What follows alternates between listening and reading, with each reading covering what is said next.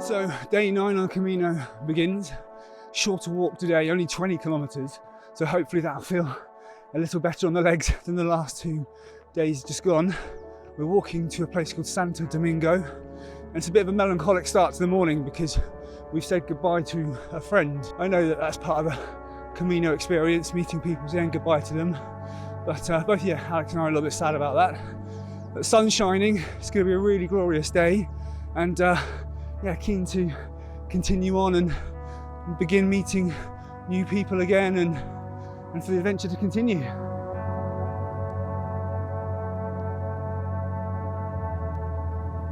So 4.5 kilometers into day 9, just stopped off for breakfast.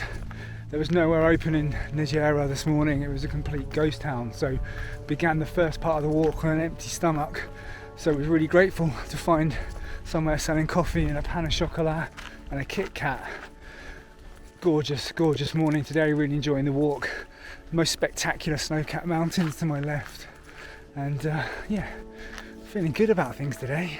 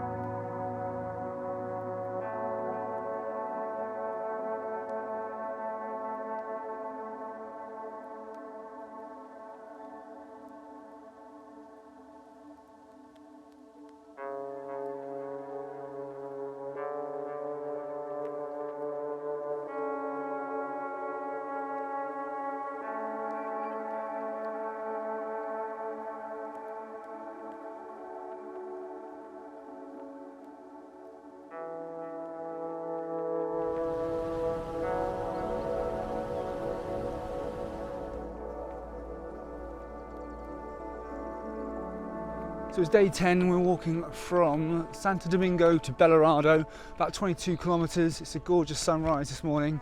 Had a very strange thing going on in the Santo Domingo town square last night. They had this festival or fiesta, I'm not exactly sure what it was, involving sheep in a little pen being petted by children with their faces painted blue, and the sheep are going to get slaughtered in a couple of days' time and the whole village is going to eat them. Not quite sure exactly what was going on there, but it was a strange sight. Anyway, it's going to be a gorgeous sunny day today and looking forward to it. Actually, one thing I did forget to mention in my little introduction to the morning a moment ago was I had the best night's sleep last night of my whole Camino experience, and that is because we veered off the hostel route and stayed in a 3-bed room, so a room with 3 beds in it with another fellow pilgrim that we've met along the way, and that way we were able to eliminate all the snorers and had the best night's sleep so far. It's getting really hot already. Had no breakfast because nowhere was open this morning, so walking fasted at the moment. And very much hoping that the next village ahead will have something to eat. So about 6.5 kilometers into this morning's walk, finally found somewhere to stop for breakfast, and it's a little village called Granon, and there's an ace food truck there serving grilled sandwiches, vegetable juices, the best coffee we've had so far on the walk. So really pleased about that, and the morning is going well. Another 14 kilometers to go and we'll reach our destination of Bellorado for the day.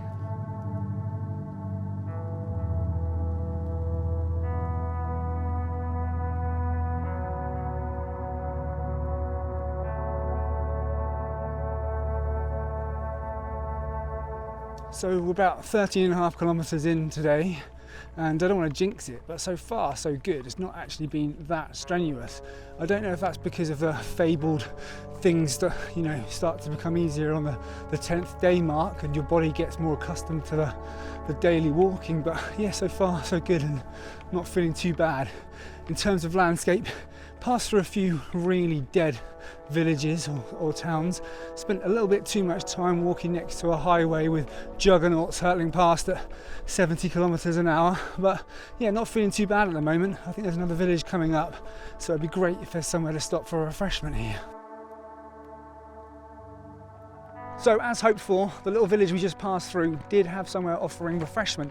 There was a very sweet old lady running an albergue who was selling teas, coffees, homemade biscuits and things. She also spoke English, which was very handy for my rubbish language skills, and she had a very cute cat as well.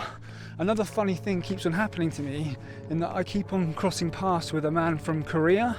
You do that on the way, you know, you keep on running into the same people regularly. And he's been coming up to me saying, "Harry, have you found Shirley yet? Harry, have you found Shirley yet?"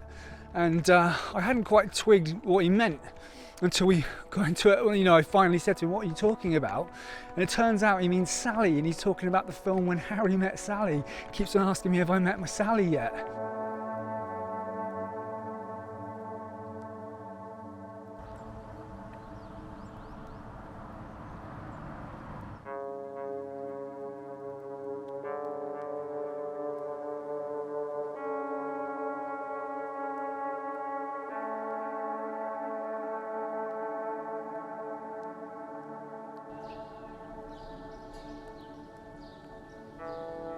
So it took us 4 hours and 20 minutes today to get to Bellorado, and that was a distance of 21 kilometers.